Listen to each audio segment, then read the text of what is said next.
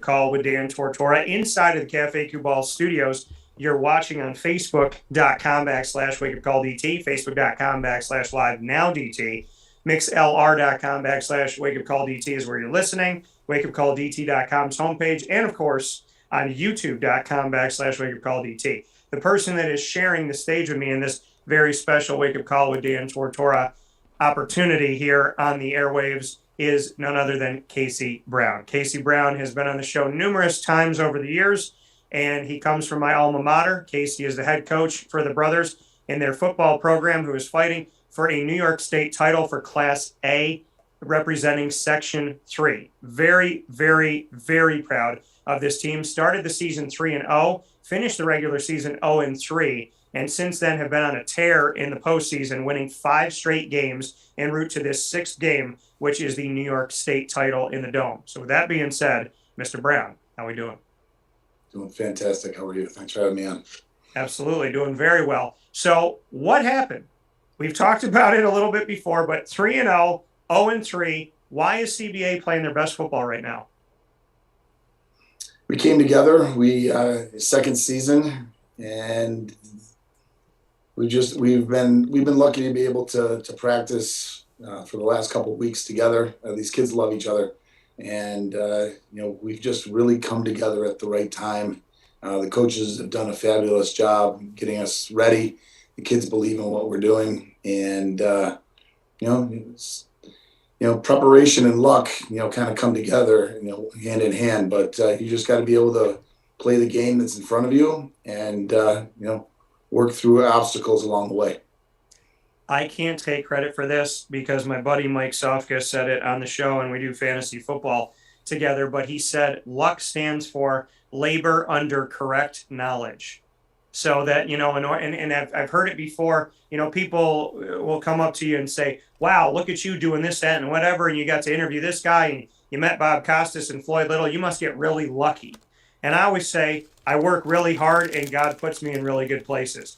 I give God 100,000,000%. I take 0.00000 way down the line, 1%. But it's hard work, it's effort, it's enthusiasm, a whole lot of faith, and God helping you along the way. So you talk about being lucky, and that just makes me think of labor under correct knowledge. People that look lucky are usually the people that are working very hard, that are trying to do things the right way, and that's where luck seems to come in.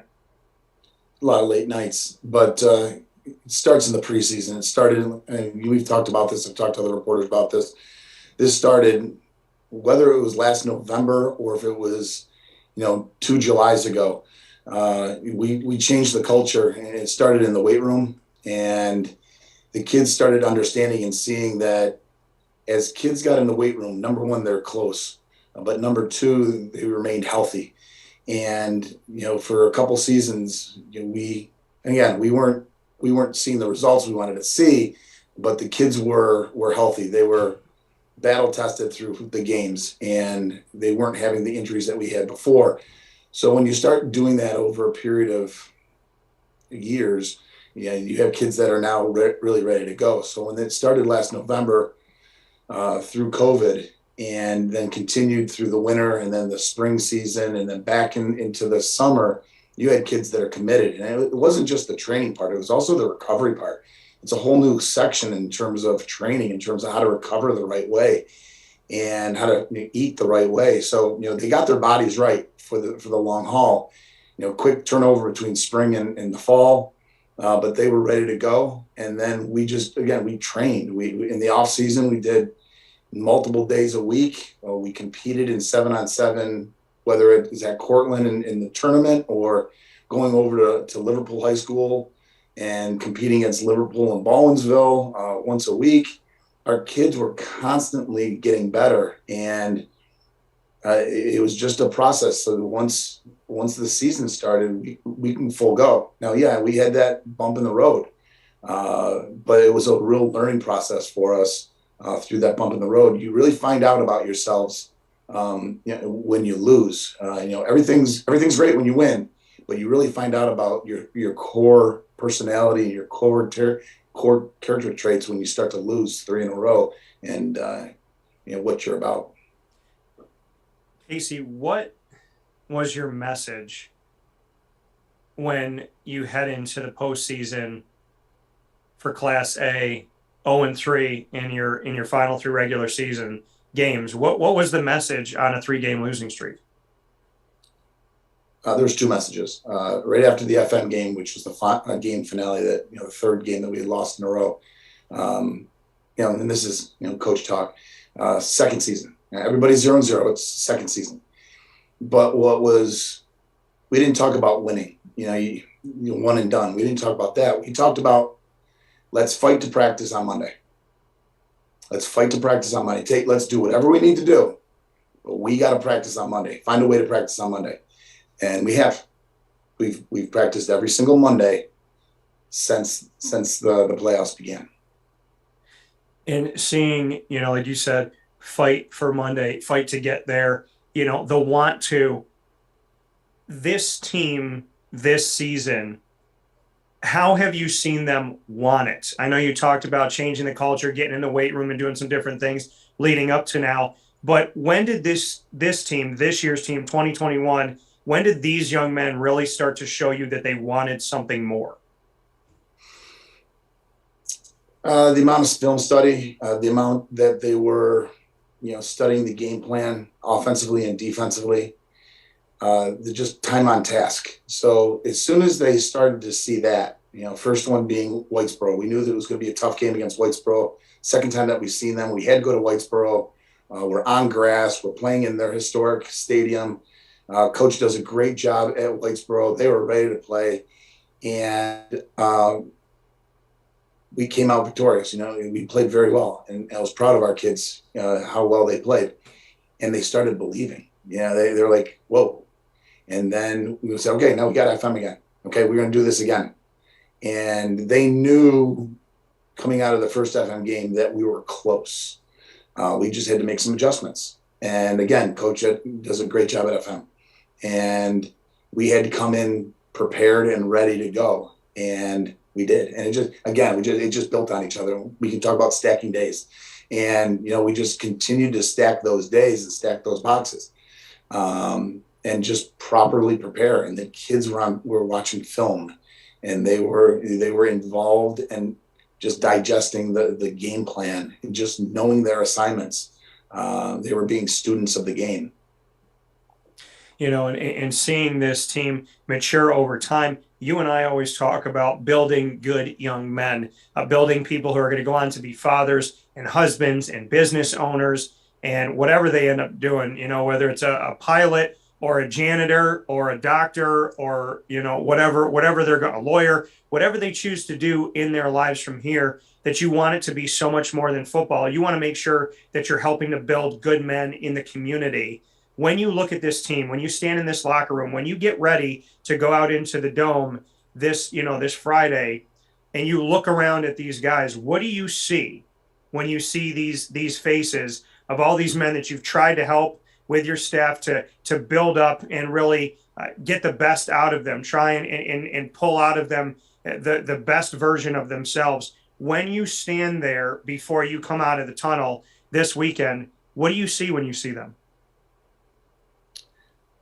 They're a part of the process in terms of what they've built. So the senior class has really become tremendous leaders. I've seen the underclassmen build confidence and start to build their leadership skills. And you just see the team that's working together, and that's what you want with it, whether it's in family or in your profession or as a student. You want to see people be able to work together and from all over. And we may not have, similar beliefs, or we may not believe in the same thing along the way, but we find common ground, and we just learn to work together and love each other. And it really starts with us, the coaching staff. And when they see us come together, the coaches, we hug. We hug when we see each other. We hug when we say goodbye. We tell each other that we love each other. And the kids see that, and they understand how much we all care about each other, honestly care about each other. And that rolls into their lives as well. And not one kid leaves the field without saying goodbye. and we have interactions with every single kid before they leave, and even when they leave the locker room, they'll say goodnight to us, and it's just the connections that we have, the positive connections with everybody through the team and through the CBA community. So, it's through leadership skills, it's through coping skills, and then it's just about the right way to treat people. Casey Brown, CBA Brothers football head coach, as we get ready for the New York State title in the Dome for Class A here on Wake Up Call with Dan Tortora inside of the Cafe Kubal Studios. Casey, coaches speak about not just taking bodies, but bringing in who you think is going to help your program, not bringing in a virus, someone who's really talented but could be an issue. How do you navigate through that? And have you had to navigate through maybe saying, okay, this person's really talented, but overall they're affecting the team in a negative way? Have you had to coach through things like that? And how do you handle certain things like that? Because some coaches are willing to take anybody based on talent, and there's other coaches saying, hey, I don't want to just take anybody. And if someone's really, really talented, but they have a me mentality, I have to handle that. I have to deal with that. My own philosophy, I don't believe in cutting. You come to my front door, I'm going to let you in. I'll feed you. I'll clothe you. I'll let you sleep in my house. So if I have no problem with anybody trying to become a part of the program, but understand when you're a part of this, you're a part of something bigger than yourself. So our message is very, very clear, and the kids that are in this program understand that. Now, if you want to grow as a person, not a problem. We're going to help you through that process. But this is a team game. This is not an individual game. There's a lot of great individual sports and activities out there, but there's 11 guys at a time on the field, and we rotate and take our turns with it. There's one football, and we're going to share it. But the individual accomplishments do not overshadow the team goal and the team concept. So, they can either be a part of this, and we've had some people, join in and have become great teammates, and we have had some other people that just chose to go another direction, and we wish them well, and they did go in another direction. And as we see, your most recent game against Jamestown to get to this New York State title game for Class A, on the way here, your last two games where you won the Section 3 Class A title, which puts you in to the state playoffs, so 61-26 over Indian River, and then going down to Vestal, New York, and defeating Union Endicott 42-0. Going into the game against Jamestown, you had outscored your opponents in two games, 103-26, including a shutout of Union Endicott. Bring me into the Jamestown game. After scoring so much offensively, this was a game where, there were some takeaways that Jamestown had, some blunders. You turned the ball over a few times here, and you gutted it out 20-18. It was a different type of game than the first two games prior to it. How did you find a way in that game? There's a will, there's a way. You just, again, work in the process, working obstacles, Charlie, Mike, and continuing our mission. And we just everybody relax. The weather was special. I've never seen leaf blowers clearing the lines of snow. The CNS staff did a great job with that. We even had individuals on the field while plays were going on. So great, just a fantastic job trying to keep the field safe. But it was a great environment. It's going to be one of those special moments you're going to remember forever in the snow. And Jamestown's a big program, big kids. The running back is tremendous, just absolutely tremendous. And they're just a really, really good football team. And we just kept, defensively, we just kept plugging along and trying to keep the offense close. And, there was a period of time we were down by 10 and I looked at the clock at the time. I'm like, all right, we're okay. And we just knew we had to get a couple stops. We knew we had to get the ball and into the end zone. And, it's what we practice. Somebody said to me, when a reporter asked me, were you nervous there on the last drive? I'm like, no. And they're like, why? I said, we do it every week.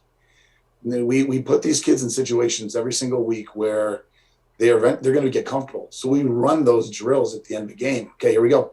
And they understand it. They've been doing it they've been doing it since, middle of August, in terms of just, okay, let's go. We're going to run, hurry up right now. And they're comfortable with it. We do it multiple times in a practice, just up and down the field as fast as we possibly can. So they're used to that. They're used to the communication. They're used to lining up quick. We put them in situations. We have clocks running, and we put them under stressful situations. So when it actually comes to that time, they're comfortable. So this is something that I learned from, some higher level, coaches that I've been blessed to be around, and they do it at the highest level. And it's about just putting your players in situations, and then when it comes down, they know what's going to happen.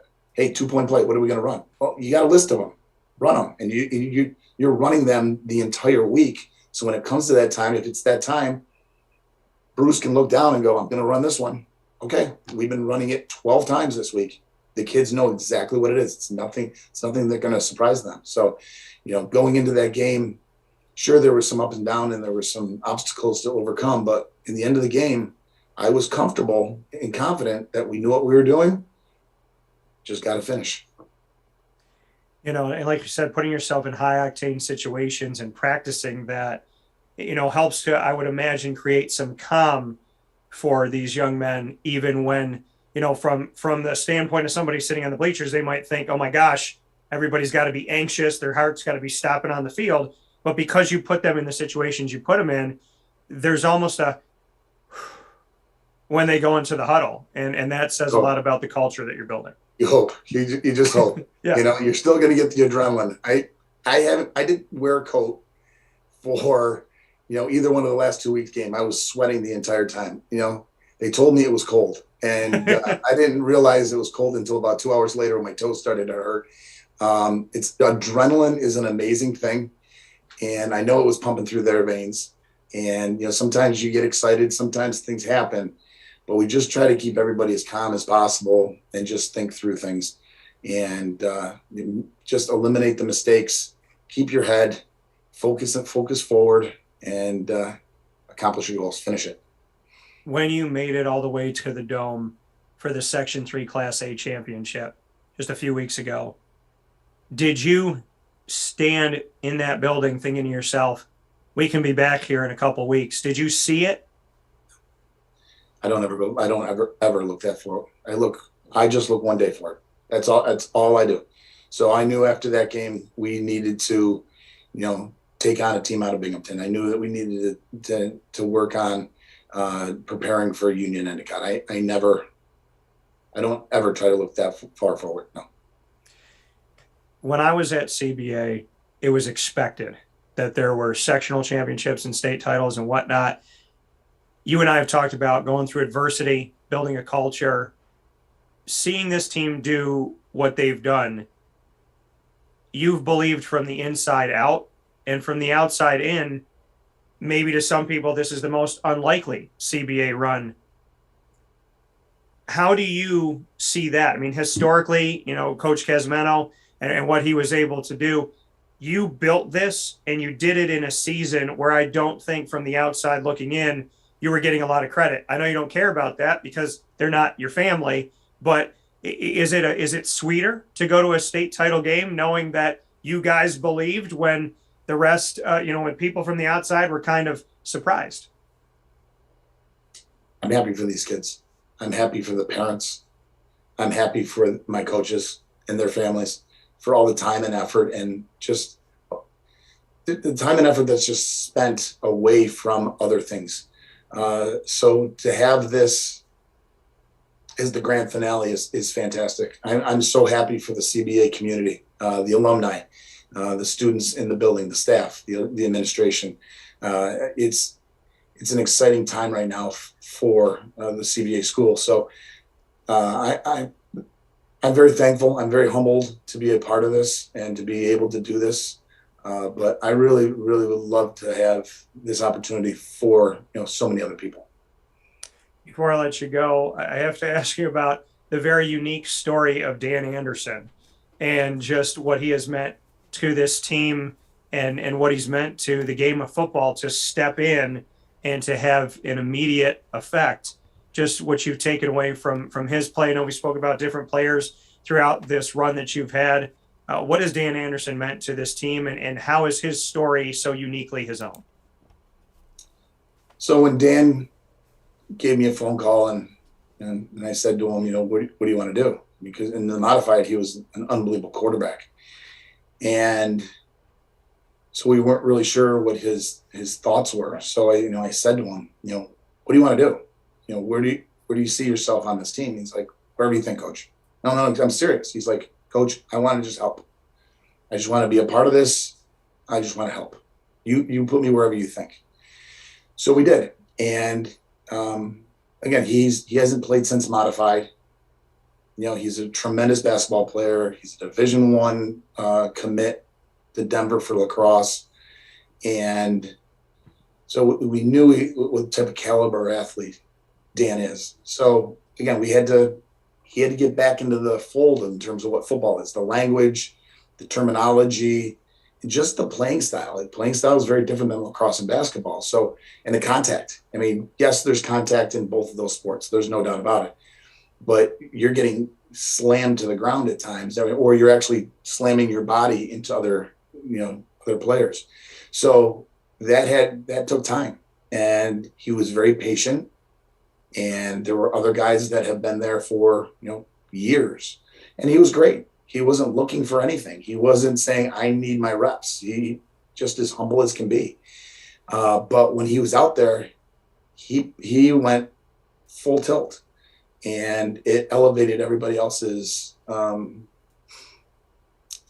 playing. And everybody else was like, whoa, okay, I got to get to that level. So he just elevated everybody's performances.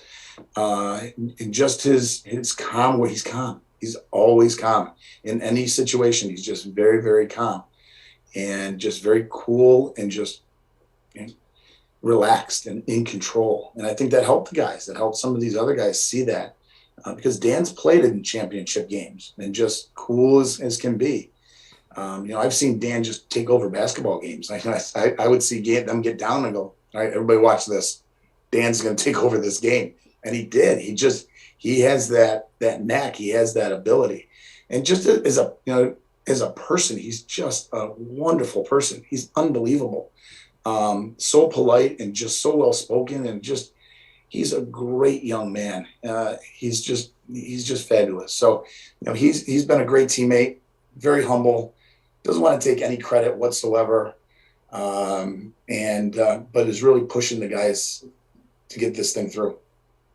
Coming from Casey Brown, CBA Brothers head football coach, here as they get set for the New York State title this weekend for Class A. In closing, Casey, we spoke about adrenaline. What about nerves? I've spoken with some other coaches going into this. I get asked the question when I'm broadcasting. I like to do comedy as well. There's the thought that, and all I have to say to my ex-girlfriends is they should probably not watch Netflix in the future. But as things get ramped up for me, I call it the 4 steps. And, I take that step of, oh my gosh, and then we go. And as soon as I get handed that mic, whatever I'm feeling inside, whatever those nerves are, I get excited. I picture myself walking up and looking kind of just sideways to the crowd here and just knowing that there's a million people out there, and turning my head and going, they have no idea what's about to hit them. I like that. How are you in this situation? Do you feel the nerves? Do you feel it in the locker room? Do you feel it when you run out onto the field? Do you not feel it at all? Are you so excited that you're numb to it? Do you feel it on the way in, this week before you get to the dome? Where are the nerves for Casey Brown? So game day is long. So you get a bunch of emotions during game day. So, you just, for me, it's, what did I miss? What did I miss this week? What could I have done better? Yeah. And they'll shut down by the time I get to the school. That'll shut down, and then it'll be a world of emotions that happen. But as soon as I get on the field, as soon as you get between the lines, things kind of refocus a little bit. And they and you just kind of start reading the team. You start talking with the kids, and things kind of recenter. You don't notice. And again, I've never been in this situation. Okay, so I've been lucky enough to be a part of a couple games in the dome for sectionals, and I've been lucky enough to a couple state playoff games, between Kaz's staff and our staff.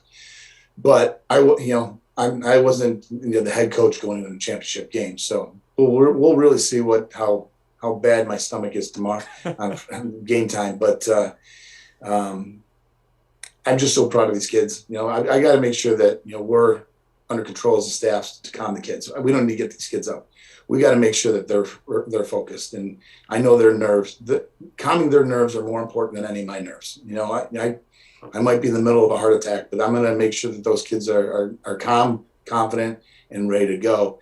And we'll deal with my mental health and my physical damage afterwards. Final note, being ever so humble and selfless. Final note here. What can you say about Section 1 Summers, who will be facing off against you for this Class A title? What can you share about Summers, and why should the community come out and see this game? Well, they're a very worthy opponent. They're a great program, historic program down in Section 1. Coach DiMattio's done it. His dad is legendary down there, and his son's doing a fabulous job with this team as well right now. They've got the offensive lineman of the year, the defensive lineman of the year. They got the MVP in their team. They got a quarterback that can sling the ball. They got a slot that just runs like lightning. They got some guys. They're very athletic. They're fast. They're aggressive downfield. They block downfield. Defensively, they're all over the place. They're gonna be giving us fits up front and locking us down on the outside. So they're a worthy opponent. This should be a fantastic game. When you look down at the history, these are tight ball games. These are tight ball games, and we're just hoping that we can score one more point than our opponent this week. We're very, very lucky and blessed that the Carrier Dome is hosting this. We expect to see a lot of people. I hear a lot of people behind us cheering us on, cheering these guys on. This is a once in a lifetime opportunity for these kids, and they understand that, and they're gonna try to make the most of it moving forward. But we love the support. We love all the fans that travel and come to support us, and bring the purple and gold to the dome. Coming from Casey Brown, CBA Brothers head football coach, New York State title on the line for Class A this Friday, December 3rd at 3 p.m. in the Carrier Dome. I will be there. Casey, as always, I appreciate you, and more than anything else, the person that you are to me, off the air and just in general, goes far beyond all of this. So thank you for everything. Thank you, Dan. Thanks for having me.